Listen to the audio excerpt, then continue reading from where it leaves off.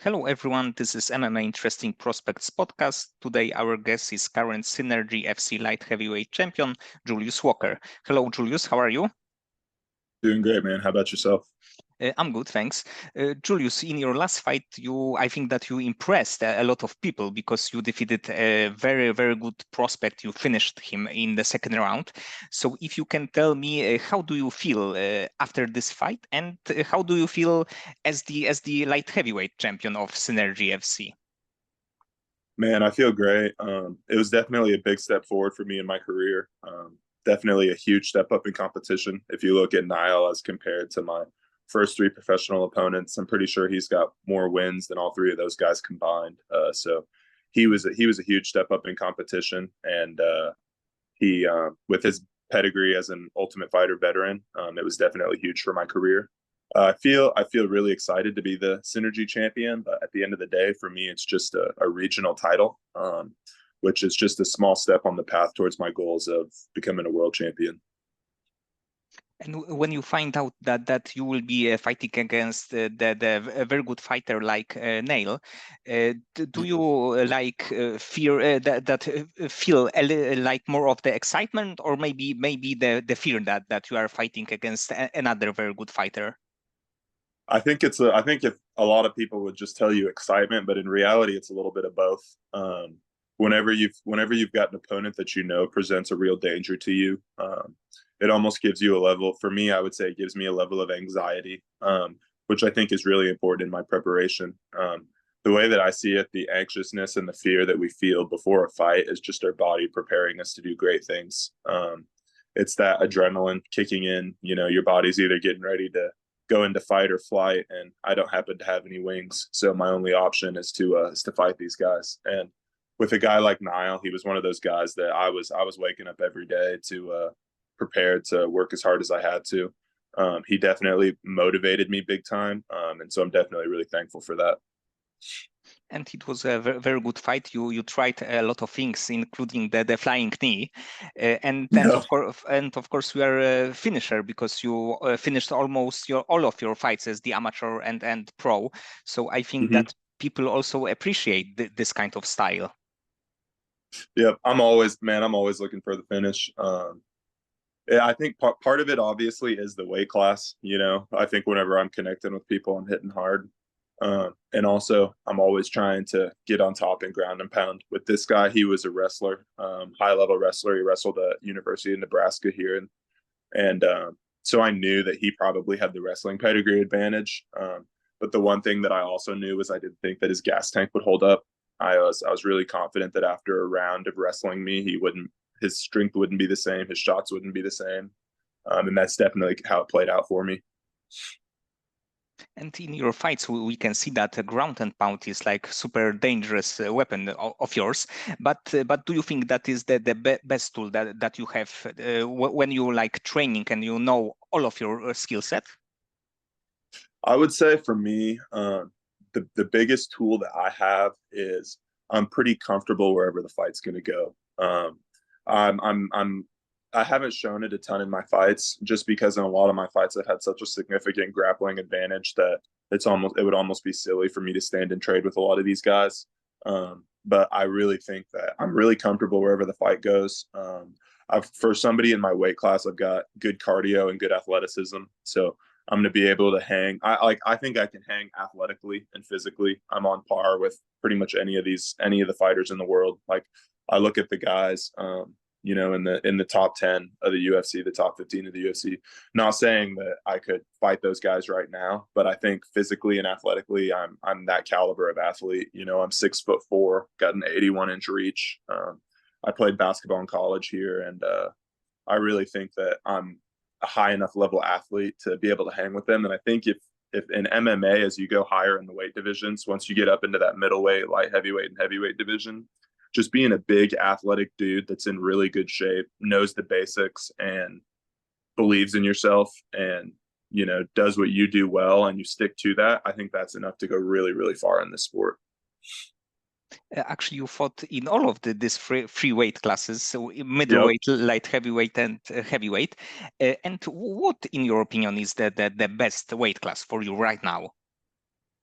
Definitely light heavy 205. I probably could not make middleweight anymore. I highly doubt it. I whenever I fought at middleweight, I was like a fresh. I was now I'm turning 25 in a couple weeks. I was just turned 22, so I was a little bit smaller. And then in heavyweight division, with not having to cut weight, I honestly I think it makes me slightly lazy. Uh, I hate to say that, but I think it's just the truth. If I look at my physique in my heavyweight fights and how I move, like how my feet move, how I'm bouncing around, to me, I'm not impressed by it. I mean, I've had good performances at heavyweight just because of the caliber of competition I'm facing. But if I look at, high level heavyweights, those guys, I think those guys would be a little bit too big for me. So I'm definitely thinking to stick in the 205 division. Yes, in heavyweight division, you can fight guys who are like 280 after the weighing in. So it's like can be a problem. Oh, 100%, man. And I need that weight cut. I need that weight cut to keep me honest. But if the big organization would contact you for a short notice fight in the heavyweight division, would you be interested in taking this? 1,000%, man. I've always kind of told people, man, if the UFC asks me to jump, if a big organization asks me to jump, my only response is how high. I'm not in a position in my career where I'm going to be like, oh no, I'm not willing to fight at heavyweight. If I'm getting an opportunity like that, I see it as a blessing. And at the end of the day, I think a lot of guys nowadays are taking this route of trying to take all the safest fights possible. And obviously, I want to take fights that make sense for me, what I have going on in my life.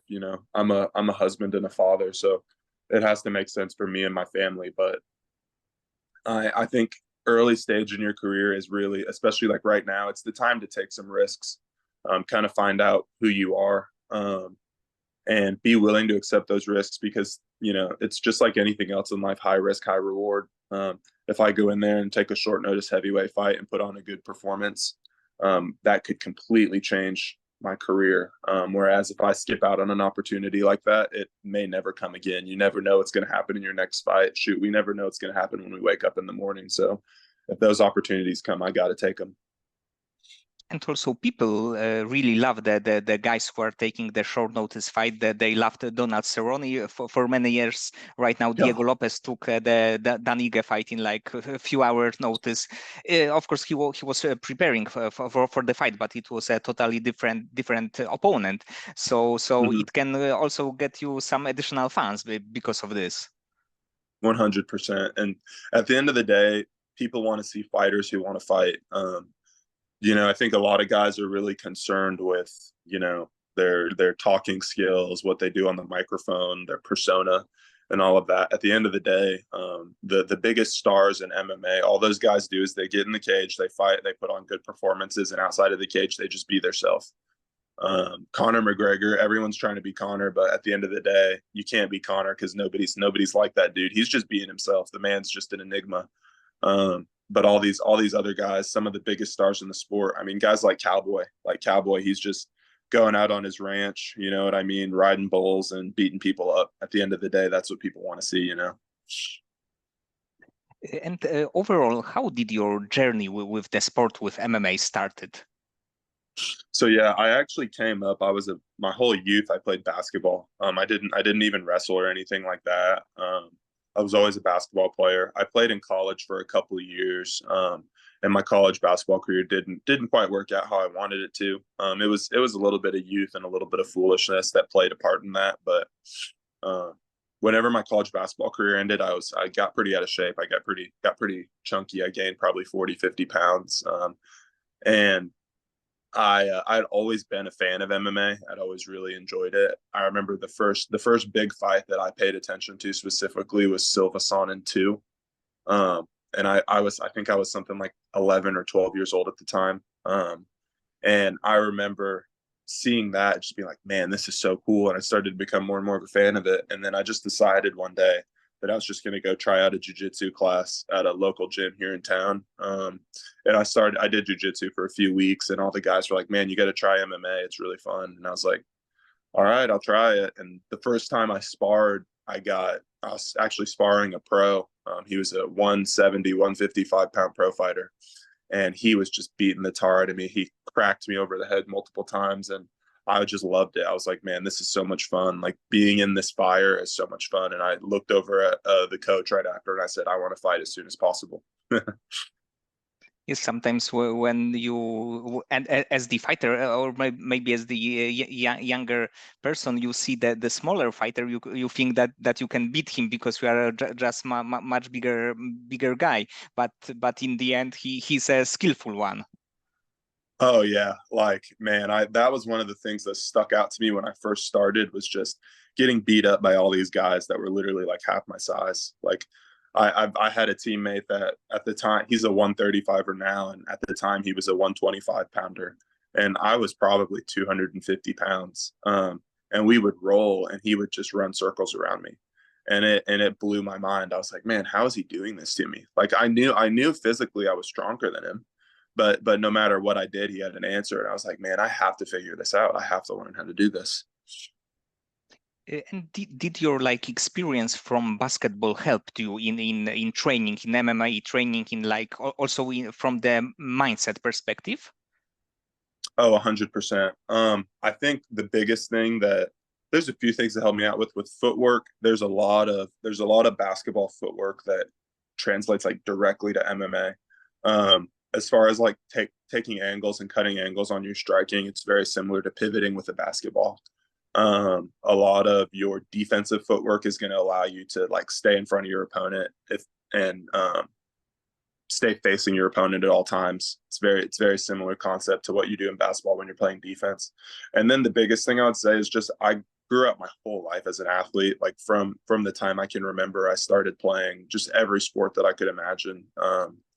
And that almost allows me to like whenever I started off and I was just getting destroyed. And I was like, man, I know that over time I can continue to do this and improve and get better just because I'd seen similar things happen in my basketball career. Like when I first got to college, I was probably the worst player on the team. But after, I got a few months to start playing with those guys and adjusting to the level. And I feel like I started to catch up. And I feel like throughout my career as an athlete, that's kind of how it's gone. Every time I've stepped up in competition and every time I've surrounded myself with higher level athletes at whatever sport I've been doing, I've been able to kind of rise to their level. So that's kind of just been the goal of my MMA career is to just surround myself with guys that are at the level that I want to be at. Try to get around them as much as possible. Obviously, in the being a 230 plus pound and that 205 in heavyweight division, those guys don't grow on trees. So you've got to take what you can get, but just trying to find keeping the right mindset of looking to challenge yourself and being willing to accept a defeat and grow from it. I think that would be the biggest thing that basketball helped me with. And also probably like when you do any sport like physical sport, you have Yeah. this kind of discipline that you know that you have go to the training if you are not injured, but you don't want, you still need to go because you want to improve, you want to be responsible. Mhm. So I think that from any sport you can take this, even if the sport is not connected to combat sport, you can take this from other sport and use it as the tool to be a much more efficient MMA fighter and to be a faster learner. 100%. I had a coach tell me one time. He said that there's fighters and there's athletes in the sport of MMA. And whenever you have somebody that's just a fighter, you can't teach a fighter to become an athlete. At the end of the day, if someone's not athleticism, there's a certain portion of it that's God given. But whenever you're an athlete, you can teach an athlete to become a fighter. And I think that that's something we're going to continue to see a lot more of, especially as the MMA scene, like youth MMA, continues to develop. Like here in the United States, for example, it's a massive country. There's tons of super high level athletes that all play our American sports like football and basketball and baseball. And the whole rest of the world is catching up to us in all of these sports as well. Like the last like 6 MVPs have all been European guys in NBA basketball. But I think that over time we're going to see a lot more of these guys who had a career in other sports, maybe college football players and college basketball players, eventually transitioning into maybe MMA and boxing and potentially having some pretty successful careers. It won't just be a bunch of wrestlers anymore. And right now, what is the main gym that you are training in for your fights? Yeah, it's called Team Fusion Jiu-Jitsu and MMA. We're based out of Springfield, Missouri. We got a couple of other locations in Monette, Missouri, and West Plains, Missouri, and Mountain View, Missouri. We're not like from a big town or anything, not a super big gym, but we've got some solid guys. We've got a few pros. We've had some guys fight on Bellator and LFA. Waiting for that guy to break through and make it to the big show, all the way to the top, the UFC. But I definitely think there's a lot of potential. A lot of good guys are coming out of our gym. We're not one of these super gyms where we've got 50 fighters on the mats. We've probably got an MMA team of about 10 to 15 solid guys at any given time. But the nice thing about our community in Springfield, the MMA community in Springfield, is that we realize that if we want to compete with these big gyms like in Las Vegas and the gyms down in Florida, like if we want to compete with American Top Team and Extreme Couture and Elevation Fight Team, these massive gyms, we have to work together. So I think that's the biggest asset of training in almost a slightly smaller area is I do get the benefit of I'm pretty welcome in pretty much any gym in my city, any gym in my area, and I travel quite a bit to get the work that I can get in, just to find guys that are my size that can push me. And probably there are many advantages to training in smaller gym. Of course, training in the big gym also has advantages. But in the smaller gym, you have probably the more like family atmosphere. Like you know each other. The coach is like super focused on you, on your growth, and you are not just a number to cross. Let's say. 100%. And I mean, with my coach, I'm able to. My coach is named Brad Montgomery. He's a Brazilian. He's a second degree black belt under Robert Drysdale in jiu-jitsu. He got third place at Masters Worlds as a purple belt, and he's got really extensive grappling knowledge. And I'm blessed because whenever I'm in camp, he can literally meet me one-on-one every single day. It's not like he has a team of 75 fighters messaging him asking for extra time. He can literally give me as much extra time as I need. And I think I see a lot of these guys that kind of get to a similar level to where I'm at. They've started their pro career and they've had a little bit of success. And then they run off to one of these huge gyms and they find out pretty quickly that when you do go to one of those huge gyms, if you are not their guy, you're kind of just in the background. You're not getting that individual attention every day. You are on the mats with those top level guys and you're getting rounds with the best guys, but you're not getting the individual attention and the coaching that the guys that are training at those small gyms that they came up and got. I just think it's important to recognize that in order to create a star MMA fighter, you need a team. It's never just going to take one guy. So I've started to branch out a little bit more. Like I've added in a strength and conditioning coach named Taylor Ramsdale. He's actually a Dimitri Bevil's strength and conditioning coach. It's kind of crazy. He is based in Springfield, Missouri, where I'm from, and he flies out to all of Bevil's camps. Like it was just mind blowing when I met the guy. I was like, wait, when he told me, I almost didn't even. I was like, wait, how are you in Springfield, Missouri? But he's really Bevil's strength and conditioning coaches right in my city. And then I've got like a couple professional boxers that I work with in town to help me with my hands. And there's college wrestling team, Division II college wrestling team, and I can wrestle with their guys here and there. So I've definitely got a good team around me and a lot of different coaches and people that I can look to for help. And you mentioned Robert Drysdale before, and are you a belt under him? I'm a purple belt under Drysdale. Yeah, he comes to we're affiliated under Zenith Jiu-Jitsu. Rob comes to our gym probably 2 or 3 times a year. I've probably done, probably almost getting close to 8 or 10 of his seminars now. That he's came to our gym. He at one when I remember when I got my blue belt, he came out and taught at our gym for a week. And it's one of those things we do have that connection. Occasionally he has like invited some of our guys out to go to Vegas and train at his HQ. So it's definitely really nice to have. I've got like having the access to all of his content is really nice. And just being able to, even if we did want to contact Rob, my coach speaks with him regularly and he's able to provide that support and help us out. And I know that he follows our career. So it's really nice to have that pedigree behind us.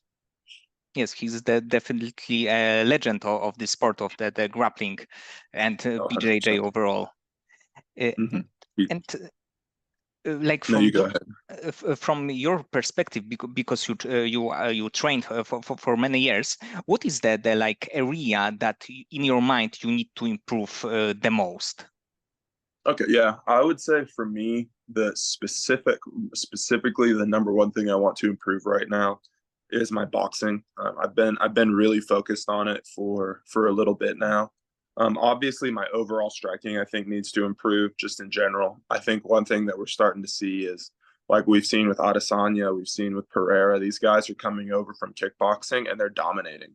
Like they're learning how to keep the fight on the feet, and they're just absolutely dominating guys. If you look at the rule set of MMA and how MMA fights are judged now, I think it used to favor grapplers a lot more, but now it's honestly starting to favor strikers because at the end of the day, that is what the fans want to see. They don't want to see, typically, they want to see a striking contest. There can be grappling fights that are extremely entertaining, but it takes two very high level grapplers that can scramble with one another and move through positions, and or it takes a fighter that has vicious ground and pound to make that entertaining.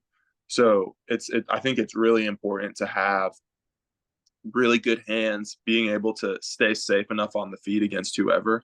I'm very confident in my grappling ability. Like I would test it with anybody in the world. That's why whenever I got the opportunity to fight a Division 1 wrestler, I was not worried about it at all because I was like, even I knew he was going to take me down. If I'm being honest with myself, like I did a couple of interviews before the fight and I was like, yeah, he's probably going to take me down, but let's see if he can take me down and hold me down for 25 minutes. Like, I just don't believe that there's very many people on this earth that can do that. So I'm literally willing to grapple with anybody. So I'd say I'm really focused on my hands right now. I think a lot of fighters, MMA is a really complicated game, but at the end of the day, in life, the basics are always what wins. You look at pretty much any sport, you can do all sorts of fun stuff, but at the end of the day, the basics is what wins.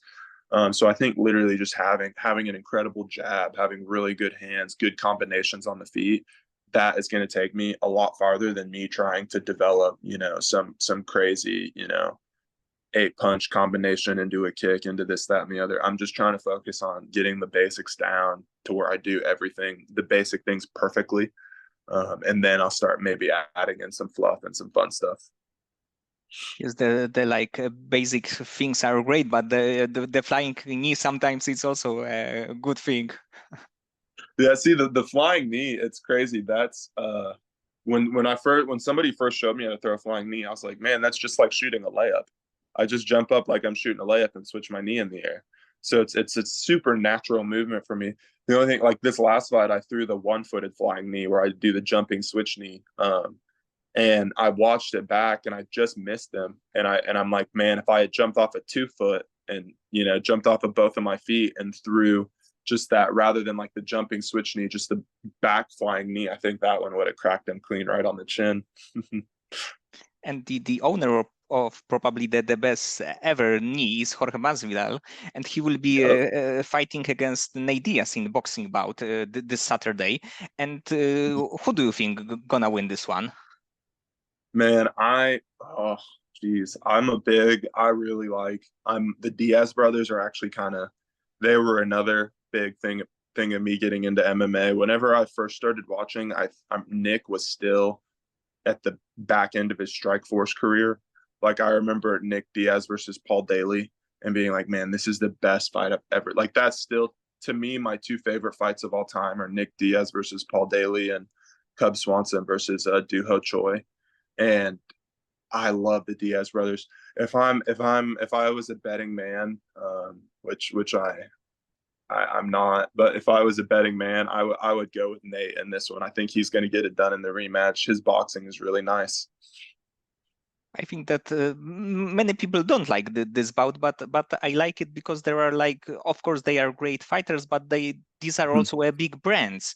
Nate, because of because of his experience and fighting Conor, and Jorge, of course, also because of his experience, because the 2019 when he did some like amazing things. So I think that overall, either it would be a MMA, boxing, kickboxing, I would love to watch it.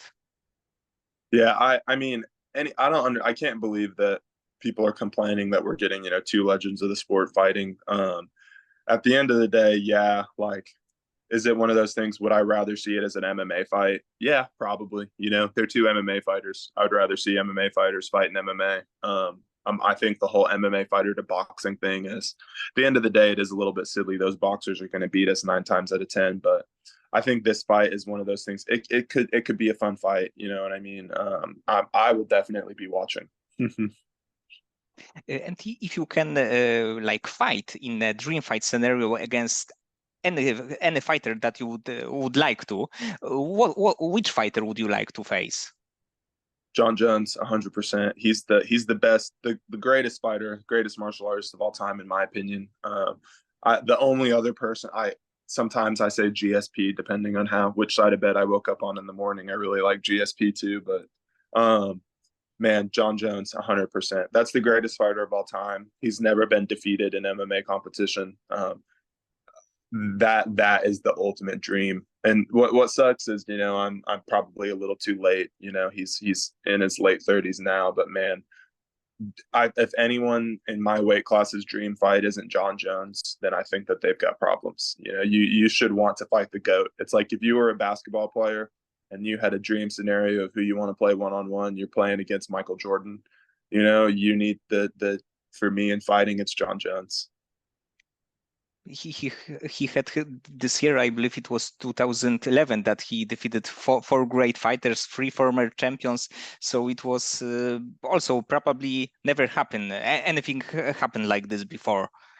And he was 23 years old when he did it, is what's crazy. Won the world title at 23 years old over Shogun. And he's been defending it for almost 15 years at the highest level of the sport without losing once. It's just incredible. And when you are thinking about your career, your next steps, do you think that it would be possible for you to be in the UFC next year? Yeah, I'm confident that I'll be fighting in the UFC next year. I truly believe that. I think last fight it kind of showed that if I'm not on that level right now, I'm really close. I mean, Nyle fought on the Ultimate Fighter, and he's a guy that had never been finished before in his professional career or his amateur career. And I was the first guy to finish him. And at the end of the day, that's what the UFC is looking for. Like Mick Maynard's literally came out and said it. He said, we're looking for guys that when we're looking at the regional scene, we're looking for people that finish fights. And I'm going to continue to do that. I'd like to get probably one more fight in towards the end of this year. Got some stuff going on in between, but I'd definitely like to get one more fight in at the end of this year, probably in November or so. And then hopefully maybe a couple ones early on at the beginning of next year, maybe like February, something going into the beginning of the summer. And then I think if I get myself to 7-0 with 7 finishes, that I will definitely be getting that shot on the Contender Series. Or if I can beat some tough enough opponents, if I can get some guys that have a high enough pedigree, maybe I can just get signed outright. If I stay, and like you said, the main ways that people get in the UFC nowadays, if you look at it, is Contender Series, Ultimate Fighter. But the Ultimate Fighter, you have to be in the right weight class, and they have to be having a season. So that's one of those things you don't know if it's going to happen. So you basically have Contender Series, or you take a short notice fight, or you be a big enough deal for them to sign you outright. So if I'm being realistic with myself, you know what I mean? It's not like I'm one of these guys that came from Bellator or Cage Warriors and I'm some superstar. So like Contender Series or a short notice fight. So I just going into next year, any weekend of 2025, I'm going to be fight ready. Like there won't be a single day of 2025 that I'm not fight ready. And honestly, from the point that I start my next camp, I'm having a baby at the end of August. I'm having my second daughter. And as soon as we get through that, and we get a little bit of adjustment period. I support my wife through her having the baby and, make sure that everything's taken care of and I jump back into camp, I won't like, I'll fight in November and I'll be back in the gym on Monday. I'm going to be ready to go until I get that call. I think that even right now the skills to be in the UFC are there. Of course, you are 4-0, so when the people will see your record, maybe they think that you are not experienced enough. But of course, you have also many amateur bouts, so you are not the just a 4-0 guy. But I think that with 1 or 2 wins, that the people should be convinced that your place is in the UFC. I appreciate that a lot. And really, man, I thought most of my toughest fights were as an amateur. If you look at the dudes I fought in my amateur career, I fought some really, really tough guys. So most of my tough fights were as an amateur, 10 amateur fights, 4 pro fights. But at the end of the day, I mean, I've been doing this for 5 years. There's guys that have been doing it for 20. I'm willing to step in there with anybody though and test myself. And when you are before the fight, and you will be fighting against like lately the very good fighter, do you feel the like nerves, stress, and how do you deal with them? Because of course you will feel them, but how do you deal with these like, let's say, chaotic situation that you don't know what's gonna happen? Yeah, I would say the biggest thing for me, I believe that confidence comes from preparation. Anybody that is confident in something, the reason they're confident in it is because they prepared for it. They know that they can do it. This last fight going into it, I truly, truly, truly believed that I had put the work in during my fight camp and that I was ready for whatever happened. I felt that I had left no stone unturned throughout the camp. I truly believed in myself and the work that I'd put in. So it almost gave me a slight level of calmness that I was okay with whatever happened. And at the end of the day, I think it's really hard because MMA is such a cutthroat world. Every time that we get in there and fight, only one guy can win. And, it's a what have you done for me lately sport. So I do think that is tough and it leads to where, and, we have a culture, you know what I mean, where we're very focused on results. It starts even when you're in school. The whole point of going to school is to get good grades, you know what I mean? So you can move on, and it leads you to be very, very focused on results rather than the process. And I think I try to shift my focus rather than a results oriented focus to a process oriented focus. I want to focus on the process of getting better in my journey of improving and growth over time. And I always try to think about the fact that typically in life, whenever something is stressing you out and it's causing you a big deal, if you take that lens that you're looking at life through and you zoom out, it's going to tend to look more insignificant. I told myself the whole time leading up to my last fight, yeah, this is the biggest fight of my life. But when we get 5 fights down the line and we're fighting in T-Mobile Arena, this fight at Memorial Hall in Kansas City in front of a couple thousand people is not going to seem that significant. So I always try to keep that stuff going in the back of my mind to do what I can to calm those nerves and just keep me even keel going into the fight. Okay, Julius, so many thanks for the conversation. I hope that you will get another win this year, and next year we can see you in the Contender Series or even the UFC, like without the program. Yes, I appreciate that so much, man. I appreciate you for having me on and giving me the platform to run my mouth.